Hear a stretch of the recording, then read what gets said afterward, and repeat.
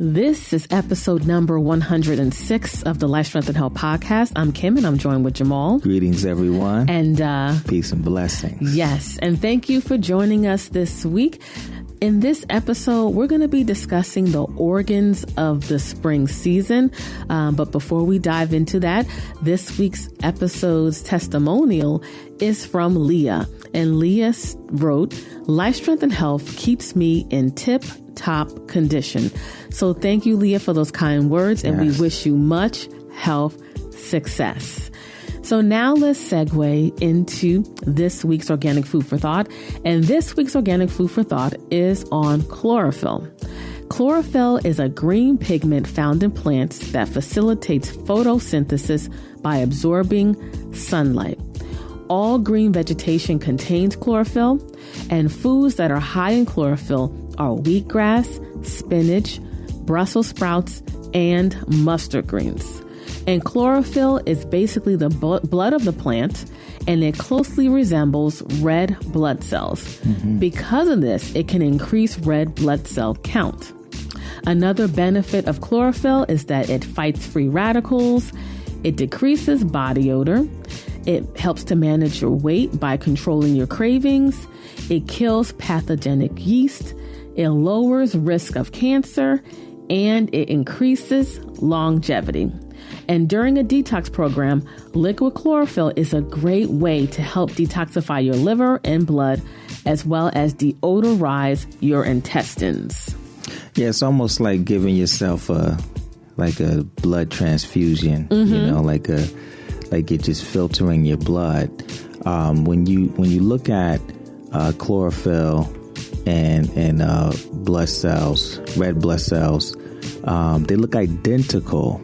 The only difference between chlorophyll and red blood cells is that in the middle of red blood cells you have iron, and in the middle of your chlorophyll you have magnesium. You know, so they look identical. You know, it's the blood of the plant that's cleansing your blood. And one of the best things that you could do for your health is to cleanse your blood on a regular basis, and that's what the chlorophyll is going to help you to do. And very appropriate for this time of year that we're talking about chlorophyll, because it's a power food when it comes to the springtime, right? That's one of the power foods, and we'll get back into that shortly, but it's one of the power foods of the spring, right? So that's the food of the season in a sense is spring. A lot of times they get that from alfalfa, right? That's where they get it from. Alfalfa. The interesting thing about alfalfa plants is that the roots of an alfalfa plant will continue to grow, and they'll go as deep and as wide as they need to get the nutrition that they need for the plant to thrive, right? So alfalfas are really high in nutrients. So that's when you see that liquid chlorophyll, most of the time that's where they're getting it from. They're getting it from alfalfa. Right. Yes. So now let's segue into this week's episode. And this week's episode is on the organs of the spring season. And at the time of this episode, we're about maybe less than a week away from the spring season. And I am so excited because spring is one of my favorite times of year, but summer is the most, the season that I love the most. But we're heading into the spring season. Yeah. And with every change of season, it's time to do a detox. It's time to do a seasonal detox. Hey, let me say something about the springtime real quick, because I like the spring, but it's always a bittersweet because we're in Jersey, and Jersey has been doing something really weird. It does something weird when it comes to the spring. Like right before we get to the spring, it starts to get like really warm, and you start getting excited. Like, man, spring is early. And then soon as spring comes, like the first week of spring, it drops and it's cold. And sometimes it snows. And we just had that 70-degree day like 2 days ago. Well, I know at this point at my age, like, don't even fall for it. Like, enjoy it. You can't get excited about it. But the next day it dropped. We will probably get a snow. Like Right. we probably get one more good snow when the spring hits. Well, I'm a March baby. My birthday is the 24th of March, and every time it's cold, even though it's the spring, it's early spring, so it takes a while for it to warm up. So yeah, sidebar real quick. When I was in high school, when I was running track, I remember my first track meet running, and I'm in spring track thinking like, man, this is going to be beautiful weather. I remember our first track meet, it snowed right in the middle of the meet. We got, good 1 or 2 inches freezing out there trying to run. And it just seems like, that's how Jersey's spring it's spring on paper, but not in the weather. It's not in the weather, not until April something. Yeah, so it is what it is. But springtime, a lot happens in the spring with these shifts. You do feel the energy shift. Yeah. We had daylight saving time. Yeah. So the days are now longer. So that's always a plus. Yeah. But it's still cold in New Jersey. and there's a lot of people out there in the health conscious community that like to consider the springtime their new year, right? They try to say this is the real new year, when things are starting to wake up, not in the middle of the winter. That's not the new year. They say this is the new year. And with that kind of renewal, because we're seeing things begin to happen outdoors, and as we move into the spring, we start to see certain shifts that are happening. Plants are beginning to bud. Like Kim says, the days are starting to get longer. We're starting to feel better. And you feel energetic. Yeah. You feel like things starting to come alive. You feel like, well, at least me personally, you want to do more. Yeah. Right. And you want to renew. So what's popular? What do people normally do in the springtime?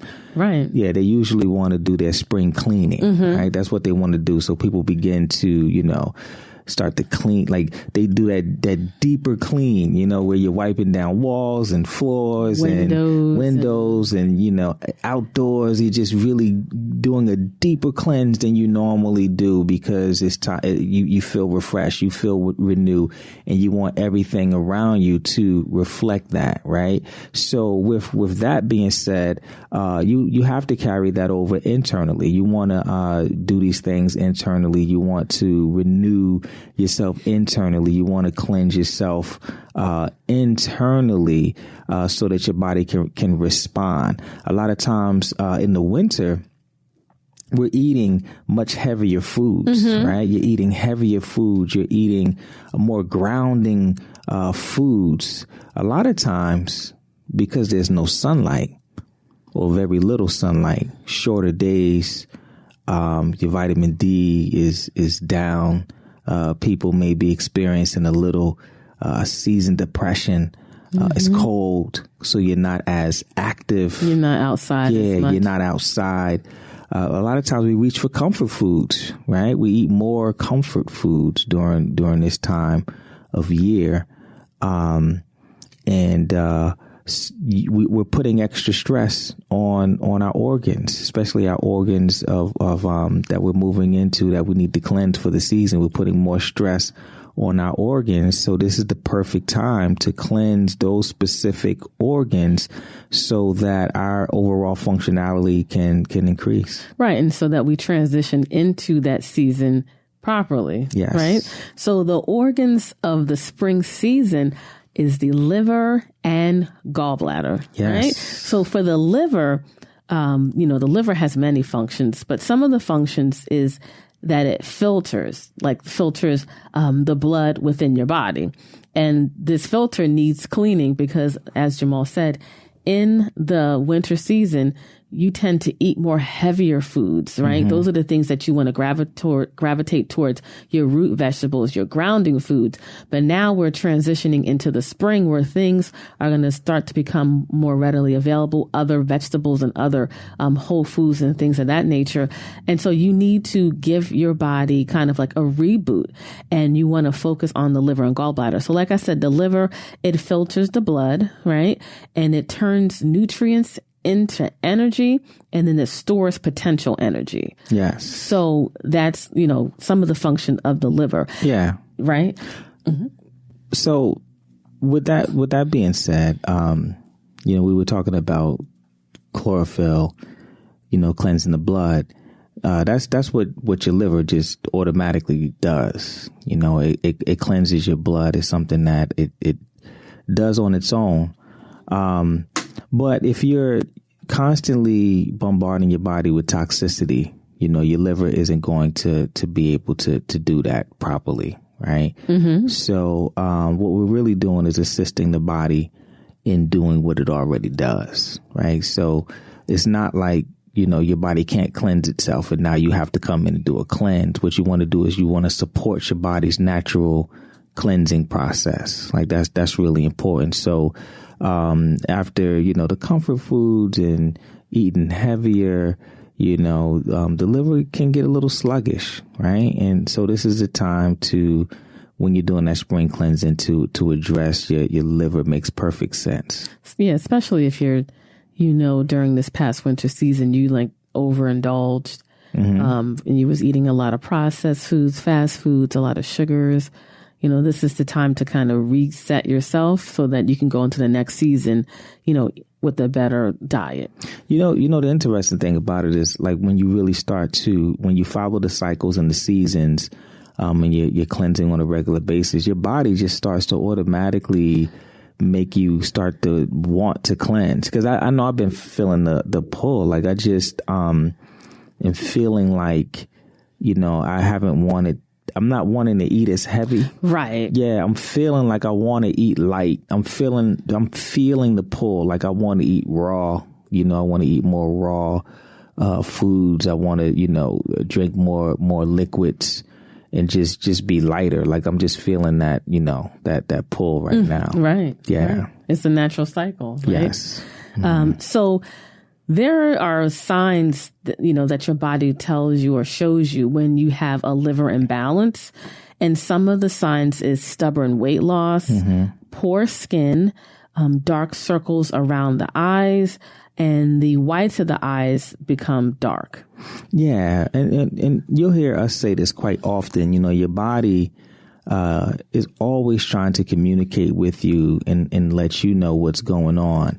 And it's just that the average person hasn't been taught the language of the body. Right. So one of the things that Kim was saying was how the liver helps to turn you know, nutrients into energy. Right. So fat stored on the body is potential energy. Your body saves that to be able to use it later as a fuel. So when the liver becomes sluggish, it can't do that efficiently. Right. So if you've had some stubborn weight and you haven't been able to move it, a liver detox might be something that you want to consider to kind of jumpstart your weight. Also, if there's a lot of toxicity running through the body and you know, your body isn't properly detoxifying or can't get it out fast enough, that's going to have an effect on your skin. You know, you're going to you know, break out. A lot of times, you know, people will come into the center. And, you know, they're just complaining about their skin and they would like to have better skin. And, you know, we get them on some different detoxes. And one of the first things that people begin to experience and see is better skin. Right. Usually after a detox, when people first begin their detox, after the first 2 weeks, we bring them in. We want to check in, make sure everything is going cool. That's one of the first things that I notice when they walk in the door. Like I see a difference in their, you know, their skin constitution. It's clearing, it's glowing, it looks hydrated. Yeah, it looks hydrated. Yeah, just youthful. Yeah, just in 2 weeks of you know, starting to cleanse the body. So that's a really important piece of the puzzle. And then also, one thing is, you know, definitely the eyes, you know, like when you see people, they have just the dark eyes, you know, or yellowish. Yeah. You know, that's a sign of toxicity, you know, liver toxicity. You cleanse your liver, you know, those, you get the whites and they pop, you know, and we're not talking about if you're tired. If you're tired, detox that. Yeah. Your liver ain't gonna help with that. If it's a long day and you're tired, that's gonna affect your eyes. But overall, though, the cleaner your body is, those eyes are really gonna pop. And then sometimes, if you see someone where it's almost like a bluish black, like it's really dark, then like that's really, a lot of toxicity that's there. So that's definitely one of the things that detoxification helps with, like with those really pretty bright eyes that's popping. Right. So the other organ of the season is the gallbladder, and the gallbladder's function is that it stores bile and it breaks down and digests fats. Yes. And some possible signs of a gallbladder imbalance is constipation and unexplained loose stools. Yeah, gallbladder is. We're going to get more into gallbladder health in one of the future upcoming podcasts. But gallbladder. One of the things that made me really lock in to it's two things that made me really lock into gallbladder health, right? And it starts with me, and I probably shared the story on other podcasts before, because I'm blown away every time, with this whole gallbladder thing. When I was in the beginning of my journey and doing, gallbladder flushes and cleanses, I did my first gallbladder flush, and when you do this flush.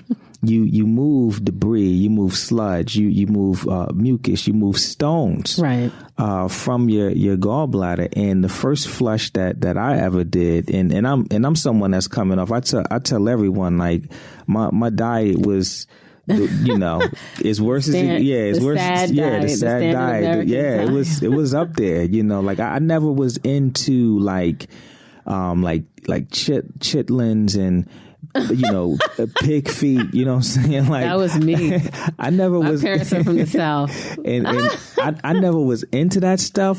But I love bacon though, straight up. How much did you eat? You said you eat a whole pack. I would eat a whole pack at a time. That's crazy. I would fry a whole pack up of pork, bacon.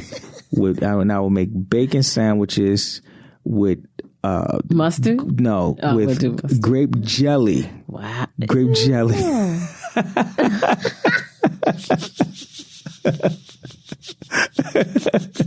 I remember that. Yes. And that's weird. And I was doing that for a long time. I remember when I was in the 6th grade. Oh my goodness. Me and my cousin, right? We got home from school, and our parents was at work. We pulled our money together. We rode our bikes to the grocery store, and we bought a pack of bacon. I was on that bacon escapade. And we went home and we cooked it up and we ate it. And I was doing that from like 6th grade, all the way to, probably, I think I stopped eating pork in my early 20s. Maybe like 20 years old. But so I had a history of, bad fats. So I know I had a lot of congestion in there. And I suffered. One of the things that Kim talks about is, constipation is one of the signs. And I suffered from severe, constipation. And part of that was because my gallbladder was congested. So when I did my first cleanse, I counted the amount of stones, and I never forget it. It was, we were dating then. Yeah, it was about 78. It was the toilet bowl, and then it was like multiple times. Yeah, it was like 78 stones. That's crazy. That I believe I moved the first time, 78 stones. So that was crazy just to count and see, So, well, also, a lot of people, when they are suffering from constipation, they go directly to the colon. They go straight to the colon. And thinking that, okay, if I do like all these colon hydrotherapy sessions, that's going to free it up, and then I'll be regular. Yeah. And that's when we tell people that you have to look at your whole digestive system as a whole to pinpoint what's going on. It can come from so many different areas. Yes. So that made me really lock on to like, wow, if this is going on with me and I'm following this, the standard American diet, all of the people that we're working with that are coming from a place of following that diet, they have stones and debris and sludge and things like that as well. But the second thing that made me really lock on to the gallbladder and the importance of it was just the studies that were out there. 1 out of 4 people actually don't have gallbladders. Right. Like that's serious. Mm-hmm. Think about that. Like if you have a circle bigger than 4 people, one of them most likely don't have gallbladders. And it's the silent thing. It's something, and we're going to get more into this, when we come back to this topic. But it's something that no one talks about, Right, and how important that organ is. If it's one of the functions is to store and digest fats. If you take that organ out, then it's hard for your body to process fats. But no one is. When I say, I agree with you. But when I say no one is talking about it, I mean, people don't have gallbladders and they don't tell you, you know what I'm saying? Yeah. So you don't even know. And the reason why it's not spoken about, because I was thinking about this, why are so many people walking around with no gallbladder and they're not talking about it? And the reason why they're not talking about it is because the medical industry has turned it into a quote unquote simple procedure. Right. I think laparoscopic. Yeah. They can insert 3 holes. And snip it and get it out of there. And so they make it seem like it's a simple procedure. So it's just like, I just had it done really quick, and I was in and out. Yeah. And no one's talking about it because it's simple. But also when your gallbladder is really, full with gallstones, or you're in intense pain, I've heard that pain is so severe that when they say to you, you want to get it out. You need to get it out. You're going to say, take it out. Yeah. We'll say that. We'll say that for the, when we get into the, we're going down the rabbit hole. To the gallbladder stuff. But yeah, like, so it's just really simple. Or they make it to seem so simple. So that's the reason why no one's talking about it. But it's really important. So that's where we're at. We're in the season of cleansing your liver and your gallbladder. Right. So before we go, there's a couple common questions that we often get around the spring detox or the liver and gallbladder. So we're going to address them, and then we'll, head off into the sunset. Okay, so one of the common questions is, when is it the best time to detoxify your liver and gallbladder? So the best time to do your spring cleanse is actually like a week prior to the spring equinox. So that's where we're at now. We're transitioning in. You should be kind of cleansing now. Mm-hmm. You should begin that cleansing journey now. And, everyone's schedules and times and what you can do is different, but the closer to the beginning of the spring, the better. So if for whatever reason you can't get it done or you can't start it before, the equinox, start the day of the equinox. If you can't do it, on the day of, just start it as soon as possible. Try to start it within that week of, so the closer you can during the spring, or at least that, within that month, you want to try to get it in. However, in a month, let's say, because right now, we're it's around March 21st, right? So let's say if it's April 21st and you need to do a cleanse, you still should do a liver or gallbladder cleanse, right? It's still going to be very beneficial for you. Better late than never. Yeah, it's going to be beneficial for you. It's just that our bodies our bodies shift with the seasons and the environment. Our bodies are affected differently. Our bodies are stressed a certain way. And it's just a really good time to just follow those cycles and just do it. So, that will be my answer for that. Okay.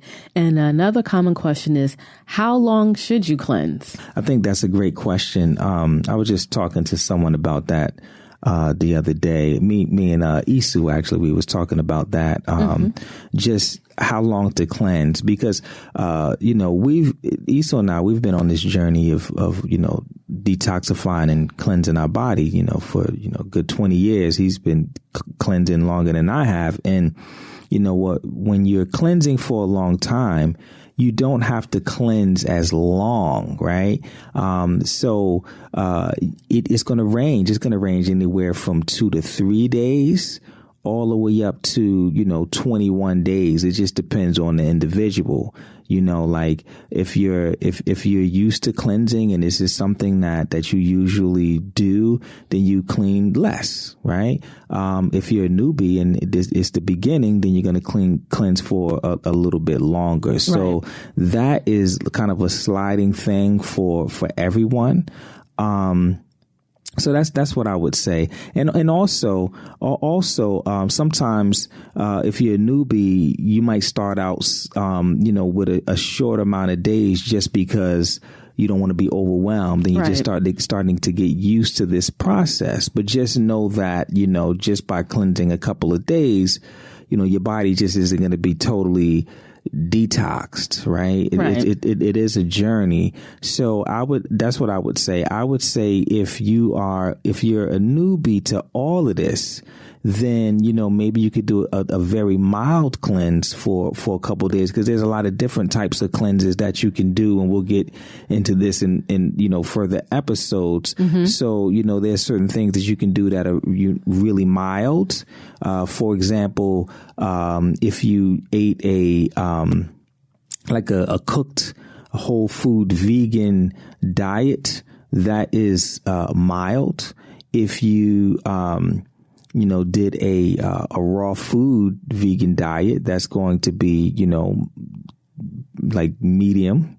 And then if you just fasted, on juice, that's going to be, intense. And if you fasted on water, that's going to be super intense. So it's different levels. And then you could adjust it with the different types of herbs and things like that you can take. So many different types of cleanses out there. So it really varies from person to person. And if you're unsure, then you might want to get some health coaching on that. One of the things that we do when people come in is we consult them on what type of cleanses they need to do, how long they need to do them for. Right.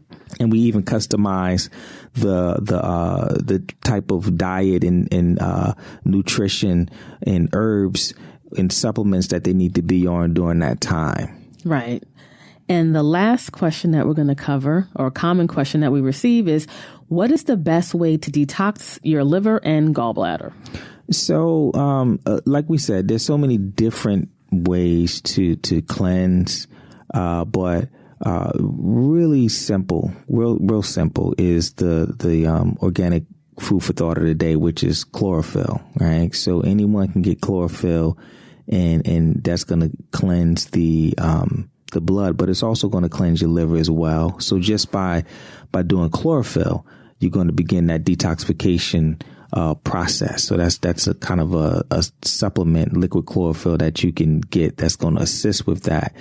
Juice, something like beet juice is extremely detoxifying for your liver. We spoke about this on other podcasts the first time that Kim I did knew you was going to I was like, I wonder if he's going to say it. I knew you was going to circle back around. First time Kim did her liver detox. Well, you know what? It goes back to you have to slowly detox your body. Yeah. I think, you was like, do a quarter. I did the whole beet. Yeah. I juiced the whole beet and my liver purged. Yeah, and she broke out. The whole right side of my face was like whitehead pimples. It was rough. Yeah. So I gotta let that go. I'm just teasing. I'm bringing that out because I know we spoke about that in other podcasts, but yeah. So beet juice is going to help to detoxify. A lot of water, alkaline water, distilled water. All of those things are going to help to detoxify the body. So those are some things that you could do if you wanted to go herbal. For example, I like dandelion root because it's multifunctional. It's a wild food. I like dandelion, so you could do dandelion. So these are all things that are going to assist with detoxifying, your liver and your gallbladder. And one really important thing when it comes to detoxifying, because when people are cleansing, they're thinking about what can I add, but it's just as important to take away. Exactly. Right? So you want to make sure that your diet is really, really clean, staying away from processed things, packaged things, and you're really going for whole foods, things that are coming right out of the ground, right? And very little process has been done to them. So by staying away from things and, adding on some of those things, that's going to help you to detoxify. Yes. And if you're looking to do a spring detox and you want something that's customized specifically for the spring, you may want to look at, or you should check out our Spring Elemental Detox Program. And our Elemental Detox programs are our customized line of detoxes that are targeted to specific areas of your body depending on the season. So our Spring Detox, our Elemental Spring Detox, is geared towards the liver and gallbladder. And we take all the guesswork out. All of our detox programs comes with a detox manual. And in the manual, it talks about what this detox is about, the products you're going to be taking, the diet you should be eating, the foods you should consume, the foods you should avoid. We walk you through on how to do a gallbladder flush, because that's part of our cleanse. All of our cleanses, or the Spring Elemental Detox, comes with 3 products that are geared towards supporting the liver and gallbladder during your program. And all of our Elemental Detoxes comes with an extensive walkthrough video. So if you are a visual person like myself, Jamal is going to be walking you step by step through the entire manual, addressing all the important points, addressing some frequently asked questions. So this is all included with our Spring Elemental Detox program. And if you need additional assistance, you can always reach us via email or just giving us a phone call, and we will assist you throughout the entire process. So to check out our Spring Elemental Detox, just go to lifestrengthandhealth.com/spring detox. That's lifestrengthandhealth.com/spring detox. Okay, so that is the conclusion of this week's episode. Thank you so much for listening. For the show notes pages, just go to lifestrengthandhealth.com/106. Stay tuned for the next episode. And until next time, live healthier. Yes, everyone, live healthy. Peace and blessings.